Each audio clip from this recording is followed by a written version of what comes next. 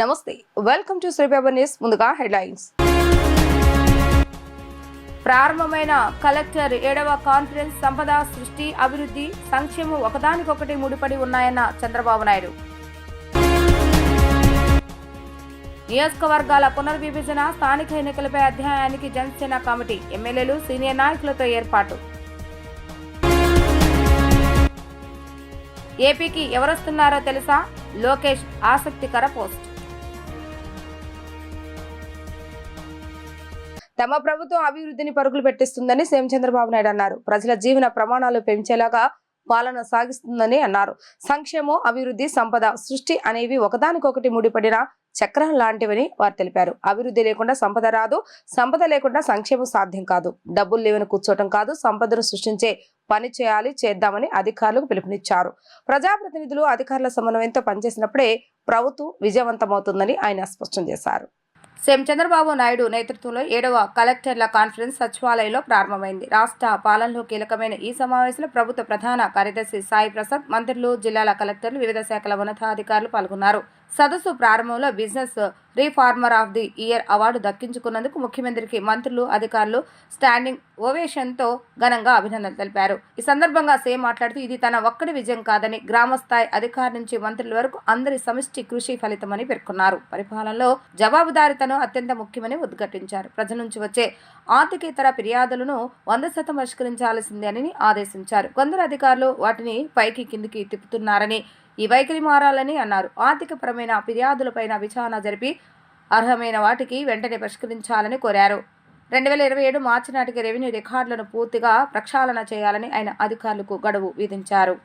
అందరికీ మెరుగైన జీవన ప్రమాణాలు ఇవ్వాలనే ఉద్దేశంతో ముందుకు పోతున్నాం. అందులో చాలా వరకు నా లెక్క ప్రకారం ఇంకా చేయాలని చాలా ఉంది. ఆ డైరెక్షన్ అయితే క్లియర్ గా పెట్టాం. అనేక పాలసీలు తీసుకొచ్చాం. ఇప్పటి వరకు మీ అందరి సహకారంతో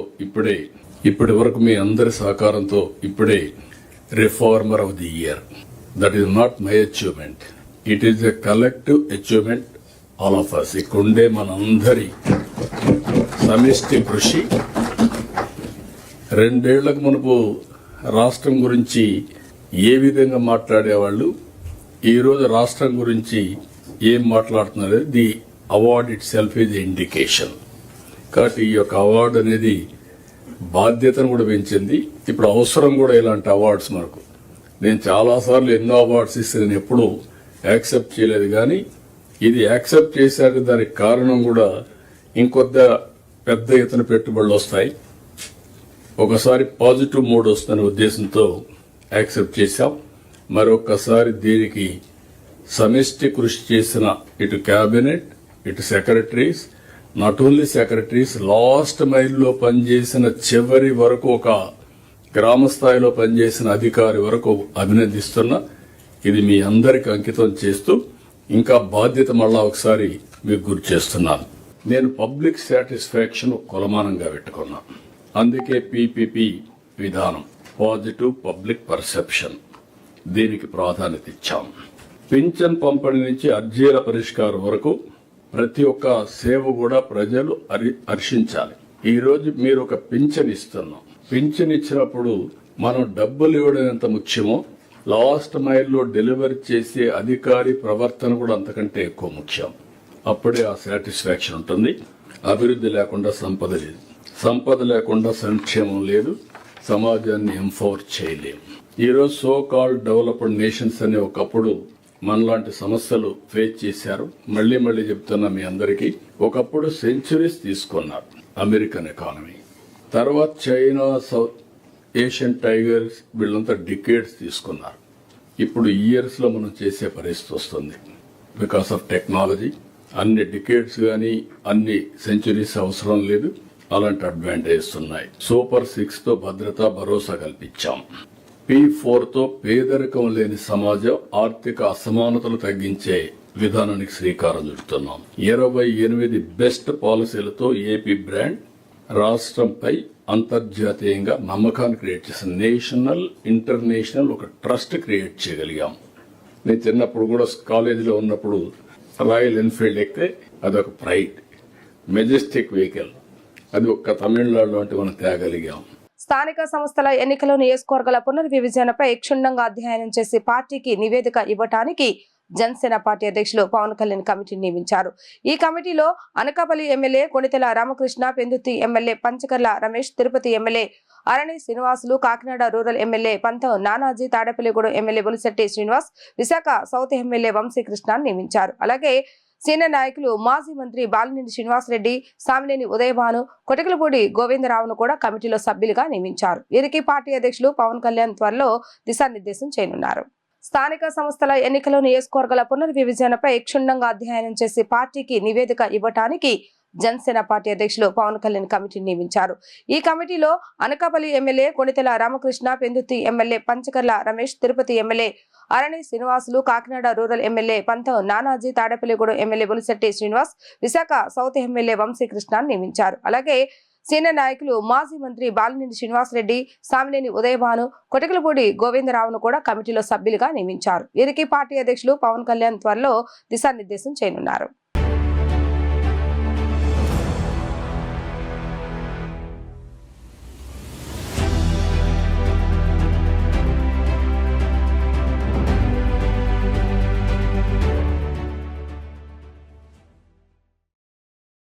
సోషల్ మీడియా ఎక్స్ లో మంత్రి నారా లోకేష్ ఓ ఆసక్తికర వీడియోను పోస్ట్ చేస్తారు. ఏపీకి ఎవరొస్తున్నారో తెలుసా అంటూ ఓ వీడియోను పోస్ట్ చేస్తారు. Guess who is coming to AP అంటూ వీడియోను పోస్ట్ చేసిన లోకేష్ అందులో నీట్ గా టక్ చేసుకుని ట్రెండీ కళ్ళజోడు పెట్టుకుని న్యూ లుక్ లో రాయల్ ఎన్ఫీల్డ్ బైక్ పై డ్రైవ్ చేసుకుంటూ వెళ్తున్నట్లుగా కనిపించారు. ప్రస్తుతం ఈ పోస్ట్ వైరల్ అవుతుంది. మంత్రి నారా లోకేష్ లీక్లీ పరిశీలించిన నెట్జన్లు ఏపీకి ఎవరొస్తున్నారో కనిపెట్టేశారు. రాయల్ ఎన్ఫీల్డ్ సంస్థ ఆంధ్రప్రదేశ్ కు రాబోతున్నట్లుగా అంచనా వేశారు.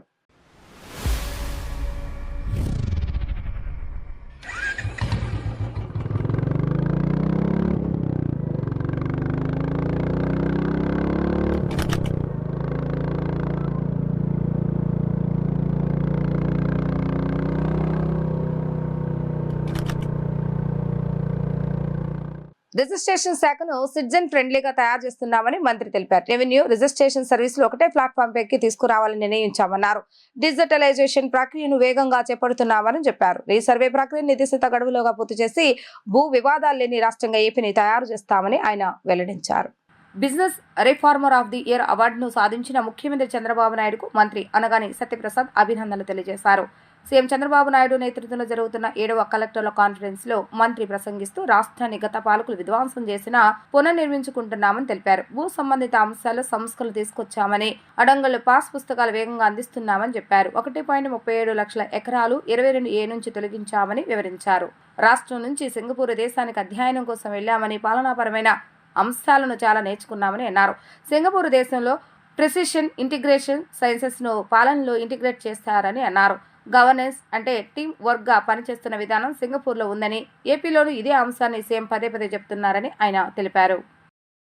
గత విధ్వంసం నుంచి మనం చెప్పినట్టుగా వికాసం వైపు వస్తా ఉన్నాం. దాంట్లో భాగంగా 23 నెలల్లో దాదాపుగా 11 లక్షల కోట్ల రూపాయల పెట్టుబడులు, అలాగే 10 లక్షల ఉద్యోగ అవకాశాలు కల్పిస్తా ఉన్నాం. అంటే ఇదంతగా సమిష్టిగా మనందరం కూడా కృషి చేసినటువంటి విషయానికి మనం గుర్తు చేస్తూ ఉన్నాను. ఎన్ని ఆర్థిక ఇబ్బందులు ఉన్నప్పటికీ కూడా అన్ని పథకాలు కూడా క్షేత్రస్థాయిలో మనందరం కూడా కలిసికట్టుగా అమలు చేస్తాను. అలాగే సంక్షేమాన్ని కూడా ప్రజల అంగిట్లోకి మనం తీసుకెళ్తున్న పరిస్థితి. అలాగే రెవెన్యూ శాఖలో ఎన్నో సంస్కరణలు తీసుకొస్తా ఉన్నాం. భూ రికార్డులన్నీ కూడా తారుమారు చేయడానికి ఎటువంటి ఆస్కారం లేకుండా ప్రతి దశలోనూ భూ యజమానికి ఈకేవైసీ సదుపాయం కల్పిస్తూ ఉన్నాం. పట్టా భూములు, అలాగే 1B అడంగళ్ళు ఆన్లైన్లో భూ యజమానులే సొంతంగా లాక్ చేసుకునే విధంగా సంస్కరణ తీసుకొచ్చాం. వీరి అనుమతి లేకుండా ఏ అధికారి కూడా మ్యూటేషన్లు చేసే విధంగా కానీ, రిజిస్ట్రేషన్ చేసే విధంగా కానీ ఎక్కడ కూడా అవకాశం లేకుండా ఏదన్నా జరిగితే వారికి మెసేజ్ రూపాన వెళ్ళే విధంగా ఈ కార్యక్రమాన్ని చేస్తూ ఉన్నాం. కొత్త పాస్బుక్లు కూడా గౌరవ ముఖ్యమంత్రి గారు ప్రతి నెల మొదటి వారంలో 2 నుంచి 9 దాకా పెద్ద కార్యక్రమాన్ని చేపట్టి పాస్బుక్లు ఎక్కడ కూడా ఇబ్బందులు లేకుండా ఈకేవైసీ తీసుకుని మరి వారికి డ్రాఫ్ట్ పాస్బుక్ ముందే ఇచ్చి ఇవన్నీ అందేసే విధానాన్ని మనకి చెప్పారు. అది పూర్తిగా అమలు చేస్తా ఉన్నాం. మీ అందరికీ కూడా దానికి శుభాకాంక్షలు తెలియజేస్తా ఉన్నాను. పేదలకు అసైన్ చేసిన ఇళ్ల పట్టాలు గతంలో 10 ఏళ్ళు ఉన్నది, అది ఇప్పుడు 2 ఏళ్ళకి చేసే విధంగా కూడా మేము కార్యాచరణ చేస్తూ ఉన్నాం. దీనివల్ల పేదలకు ఎంతో తోడ్పాటుగా ఉంటుందని చెప్పేసి కూడా మేము తెలియజేస్తాను. అలాగే ఏదైతే పట్టణ గరిష్ట భూ పరిమితి చట్టం ఉందో దాన్ని సవరించే విధంగా, అంటే క్రమబద్ధీకరణ చేసే విధంగా డిసెంబర్ 31 వరకు పొడిగించాం. గతంలో గవర్నమెంట్ దాకా వచ్చేది ఇప్పుడు CCLA స్థాయిలో అది అంటే మంచిగా స్మూత్గా అయ్యే విధంగా సవరణ కూడా చేయడం జరిగింది. అలాగే ఎన్నో ఏళ్ళగా ఈ విలేజ్ సర్వీస్ ఇనాములు ఏదైతే పెద్ద సమస్యగా ఉందో ఈ రాష్ట్రంలో ఎన్నో మన గ్రీవెస్లు వస్తూ ఉన్నాయి, అవి కూడా గౌరవ ముఖ్యమంత్రి ఆదేశాలతో 22A నుంచి తొలగిస్తూ మన ఉత్తర్వులు ఇచ్చాము.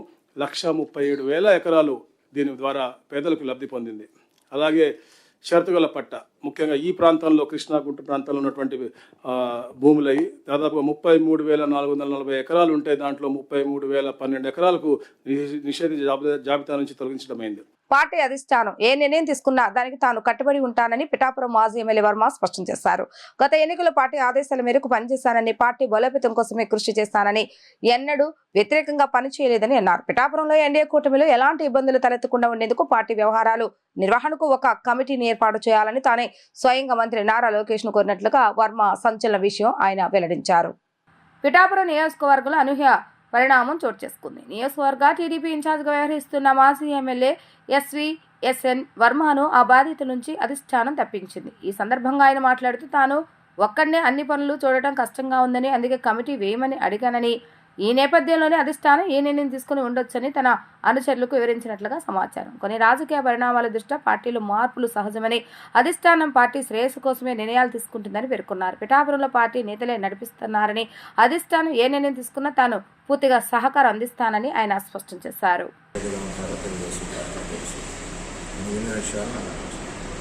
ఎందుకంటే పార్టీ నాతో సంప్రదించి నేను లోకేష్ గారి దగ్గర కూడా ప్రెస్కి ఫోటో కూడా వచ్చింది. నేను మా అబ్బాయి కూడా వెళ్ళాను, ఫోటో కూడా ప్రెస్కి వచ్చింది.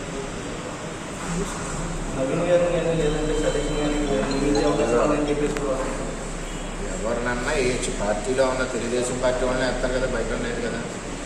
ఎవరినన్నా వేయచ్చు, తప్పేమీ లేదు ఇందులో. నేను ఆల్రెడీ మాట్లాడొచ్చాను. నేను మాట్లాడిన దానికి అనుగుణంగానే కార్యక్రమం జరుగుతుందని కూడా తెలియజేస్తాను. గతంలో మీకు సీట్ లేకపోతేనే చాలా మంది కార్యకర్తలు చాలా ఇబ్బంది పడ్డారు. ఇప్పుడు ఇన్ఛార్జిని కూడా తప్పించడం వల్ల కార్యకర్తలు ఏమైనా ఇబ్బంది, వాళ్ళకి ఏమైనా పిలిపించింది? సీట్లు రాకపోవడం అన్నది కూటమిలో ఎవరికో నష్టం జరిగింది. 20-30 సీట్లు నష్టం ఎక్కడ జరిగినా అక్కడ ఉన్న పార్టీకి సపోర్ట్ చేయాలి, భరాయించాలి, పార్టీకి సపోర్ట్ చేసుకుని వెళ్ళాలి. ఎందుకంటే కూటమి జగన్మోహన్ రెడ్డి రాకూడదని ఆలోచనతో పనిచేస్తుంది. కూటమి గెలుపు కోసం ఎవరికి త్యాగం చేయాలి తప్పదు. ఆర్థికపరమైన సవాళ్లను అధిగమిస్తూ ఏపీ ముందుకు వెళ్తుందని ఆర్థిక శాఖ మంత్రి పయ్యావుల కేశవ్ అన్నారు. ప్రజలకు ఏ మేలు జరుగుతుందనే అంశాన్ని ఆలోచించి ప్రతి పైసా ఖర్చు చేస్తున్నామని చెప్పారు. ప్రజలకు మెరుగైన జీవితం కల్పించేలాగా ప్రాధాన్యతను మార్చుకుంటూ వెళ్తున్నామని అన్నారు. వ్యవస్థలో లోపాలను సవరించుకుంటూ ఆదాయాలను పెంచుకోవాలని సూచించారు. రాష్ట్రంలోని డిజిటల్ ఇన్ఫ్రాను సమర్థవంతంగా వినియోగించుకోవాలని తెలిపారు. వృధా ఖర్చులను తగ్గించుకొని అభివృద్ధి కోసం వ్యయాలను పెంచాల్సి ఉందని చెప్పారు. ముఖ్యమంత్రి నిర్దేశించినటువంటి ప్రాజెక్టులపై ఎక్కువ ఖర్చు పెట్టాలని తెలిపారు. As finance minister, my message is very simple. Every rupee spent by the government must create value to the people. It is not about spend more, it is about spend better. Especially when the resources are limited. You know what we are going through at present. There is a huge resource gap between what we are earning and what we are spending. As a finance minister, I find it as a challenging times, but as the chief minister always says, it is an inspiring time for him. For a man who has seen every crisis as an opportunity, it is an inspiring time for him. But for me, every day it is a challenging time with so much of resource gap to manage at every step, starting from salaries, pensions to the developmental expenditure.